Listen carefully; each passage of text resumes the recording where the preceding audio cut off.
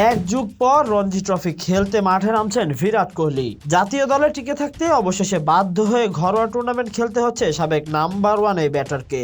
আগামী 30 জানুয়ারি দিল্লির হয়ে রেলওয়ের বিপক্ষের ম্যাচ দিয়ে আবার রঞ্জি ট্রফিতে ফিরবেন বেশ অফ ফর্মে থাকা কোহলি। মূলত ক্রিকেটারদের জন্য বিসিসিআই এর দেওয়া 10 নির্দেশনার মধ্যে একটি হলো ঘরোয়া ক্রিকেটে অংশগ্রহণ।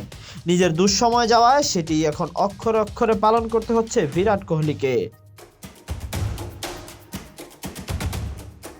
এর আগে নিউজিল্যান্ড ও অস্ট্রেলিয়া সিরিজে হারার পর দলের শৃঙ্খলা, একতা ও ইতিবাচক পরিবেশ নিশ্চিত করতে নতুন এই নির্দেশনাগুলো দেওয়া হয়েছে। সে কারণে এখন থেকে জাতীয় দলের জন্য বিবেচিত হতে এবং কেন্দ্রীয় চুক্তিতে জায়গা পেতে ঘরোয়া ক্রিকেটে ম্যাচ খেলতেই হবে। শুধু বিশেষ পরিস্থিতিতে ঘরোয়া ক্রিকেটে অংশগ্রহণ থেকে বিরত থাকা যাবে, তবে সেটি হবে নির্বাচক কমিটির চেয়ারম্যানের অনুমোদন সাপেক্ষে।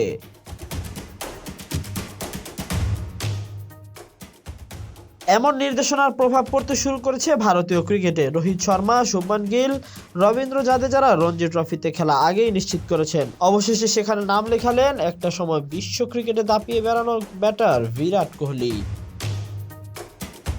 Tahsin Ahmed, BD archive.